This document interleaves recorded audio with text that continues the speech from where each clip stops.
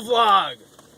You guys, you know why you haven't been getting that many of these auto vlogs anymore, right?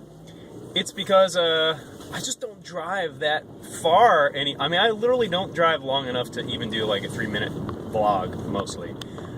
It's because, you know, I moved downtown and my office is downtown, and pretty much everywhere I hang out is downtown, and most of my friends are downtown. I know that you hate hearing about downtown. I'm pretty over it too, even though I live here and I work here.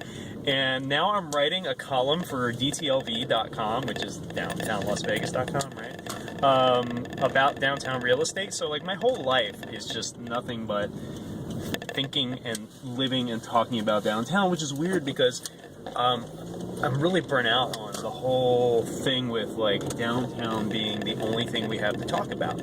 I feel like I need to adjust the lighting here. Is that better? No. Oh look, I'm centered. But I guess, you know, the thing is it's like so many things are happening all at once, all the time down here.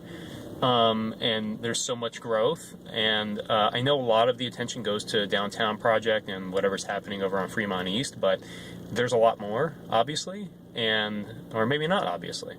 And this has come up a lot lately, the fact that, you know, there's sort of this divide, not only between, like, let's say the arts district and the entertainment district, both physically and spiritually, but also between like people who have this notion that downtown is only the area surrounding Fremont Street, and the people who live in sort of the greater downtown area, as recently discussed on DTLV.com by its editor and my good friend Jeff Carter, that, you know, extends out to, for example, the neighborhood I'm in right now, which is the Hunt Ridge area, which a lot of people would not classify as downtown.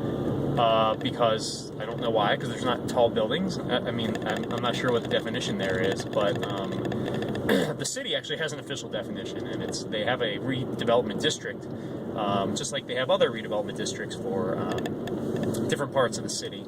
And that could be your classical definition of downtown, right? But there is the quote-unquote greater downtown area, which basically stretches from Sahara, which is where the city actually begins. For those of you who live south of Sahara, you don't live in Las Vegas.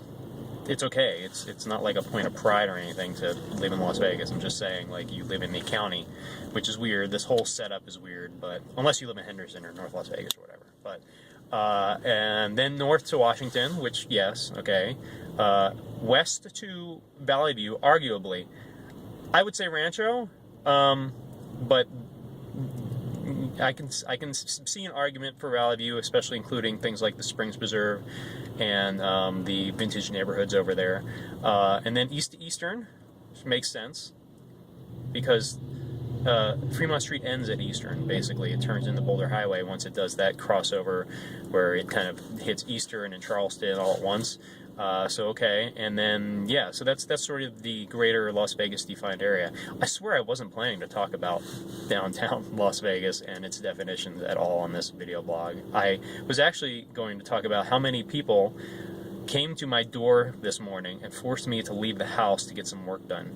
I'm on a pretty tight deadline for kind of a big project right now that I absolutely cannot talk about, and I'm not trying to be coy, I have confidentiality agreements and stuff.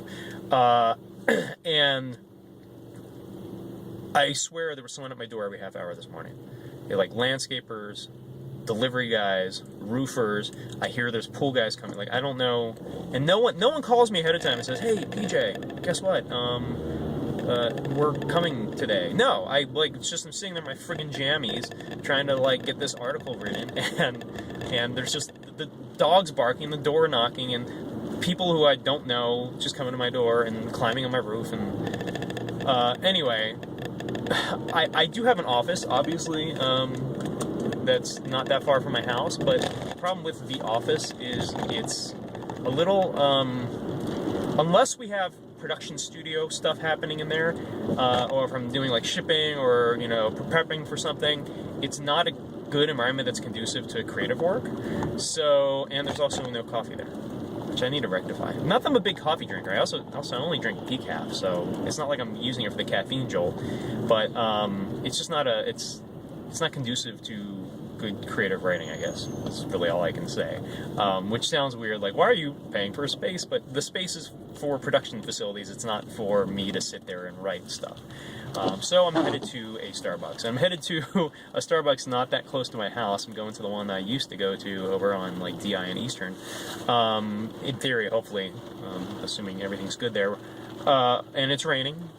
And anyway, I'm going to go there and get some work done before tonight, where there's a bunch of stuff going on downtown, like a bunch.